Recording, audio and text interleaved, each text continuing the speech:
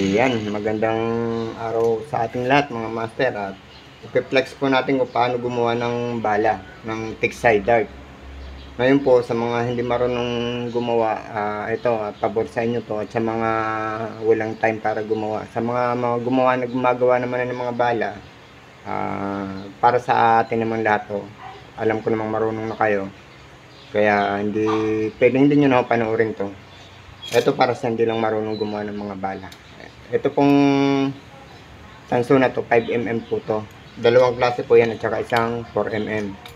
Ngayon magkakat po tayo dito ng kadalasang kinakat ko dito ay 1 and 3/8. 1 and 3/8 lang, ay 1 and 1/2 lang kadalasang kinakat ko dyan. 1 and 1/2 or 1 and 3/8 pwede rin. Ayan. Tapos ngayon ikakat po natin to.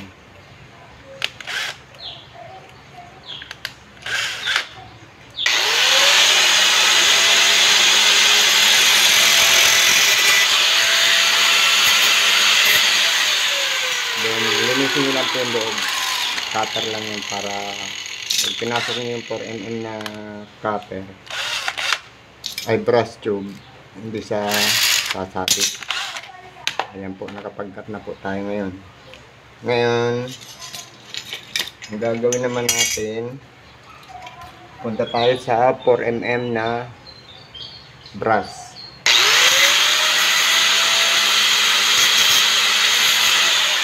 Yan po ito, papasok po natin dito yan. Yan. Ito pwede mo ipasok ng sagad, depende sa bigat na gusto mo. Ngayon, kung ako kasi, tinitimpla ko rin sa mga ng airgun, dito ako tumitimpla sa bigat. Pwedeng pasok ka lang dito ng mga, ayan, ganyan lang, pasok mo ganyan. Or pwedeng hanggang kalahati. Tapos ngayon, lalagyan po natin ng dikit yan, para hindi matanggal. Kasi maluwag po yung brush eh.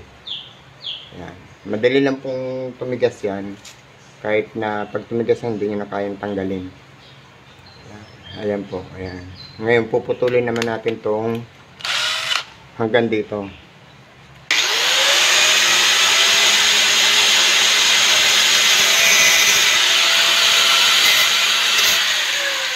Ayan. Kung nakikita nyo yan, nakaputulin na.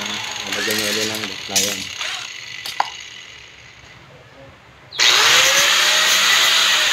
Ganun naman po sa kabila. Lalagay na naman siya dito. Yan. Pwede nyo na ipasok lahat to. Kasi ano naman siya eh. Maigsi yung tanso niya. Pwede mo siyang idiretso na dyan. Yan. Para walang tapon yung brush. Yan. Yan. Ngayon okay na po siya. Tanggalin nyo lang ulit po yung ng mga dulo, yung mga tira para madaling pumasok yung yan, okay na po yung natin. Yan, nakagawa na po tayo ng tanso, pandulo. Ngayon, ito naman po dito na po tayo sa sa technique ng paggagawa ng bala para hindi mabusalsal yung dulo pag tumatama sa mga graba. Ngayon po ito, may gatla po yan. Ayan, kung makikita nyo may gatla yan. May special tools po akong ginagamit yan para mag-fit. Makikita nyo rin po. Ngayon po ito, lalagay na po natin to. Babawasan po kasi natin to para pumasok to ditong sa 4mm. Guhitan nyo lang po to. Yan, kung makikita nyo, yan, may na siya, may gas-gas na. Babawasan po natin ng kunti yung rayos na yun. Yan. Kung nakikita nyo medyo baluktot, pwede nyo nang ituwid siya. Kahit na dito nyo na lang siya ituwid. Ayan, ganyan. Ayan.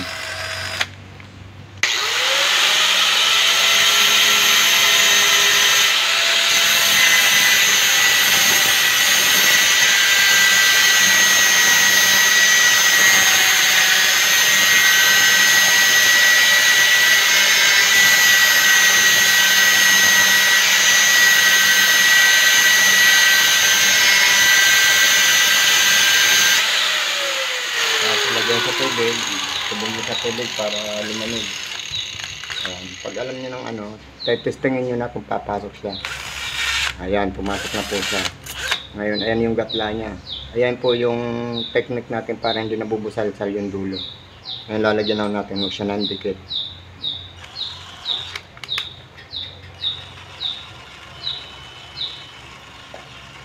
Then pasok nyo lang po to. Diretso nyo lang doon. Para kailangan mabilis yung pasok, dahil pag hindi mabilis yung pasok nyo, biglang tumitigas agad, hindi nyo matatanggal yung tanso nya. Ayan po. Ngayon tatanggalin natin.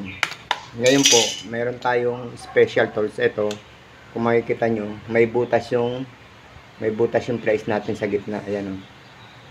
May butas yan. Yan po yung pang ano natin dito sa dulo. Para ipipress natin yan para hindi mabusalsal yung dulo pag tumama sa bato. Sa graba pala, hindi sa bato. Sa bato talaga walang laban yung bala natin. Putin nyo lang po yan. Ayan. Kung makikita nyo po, nakapitpit na yan o. Ayan o. Ayan. Naka-press na po yun doon sa nakagatla sa loob na rayos. Ngayon, naasahin na po natin siya. Makikita nyo naman, diretso naman yung ikot nyo.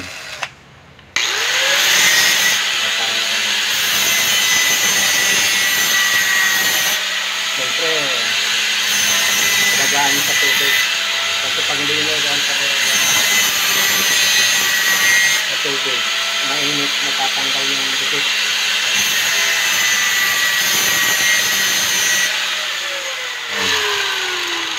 Nakikita nyo po, ano na siya, matalos na masyado, matalos na yan. Ayan.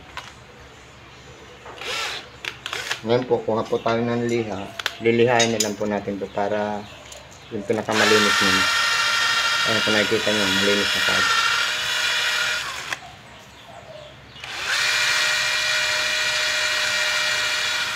Ayan, kung nakikita nyo, diba? Ang ganda na po niyan. Yan, wala na akong kahugot yan. And then yung dulo niya, yan yung purpose ng dulo niyan para hindi mabusalsal yung dulo. Hindi lang basta pinapasok, yung iba kasi pinapasok lang nila yung copper tube pero hindi nila naisip yung dulo nun na pwedeng mabusalsal kapag hindi nakapasok doon sa rayos, hindi nakabaon sa rayos. Ayan po mga master. So ang kalalabasan na po niyan, eto na. Plastic na lang po yung kailangang ilagay natin. At ito na po yung plastic na. Marami naman tong nabibiling plastic sa Lazada. Pwede kayong tumingin. Yung copper tube niya 5mm at saka 4mm. Sa mga gumagawa lang ng gustong gumawa ng ganito.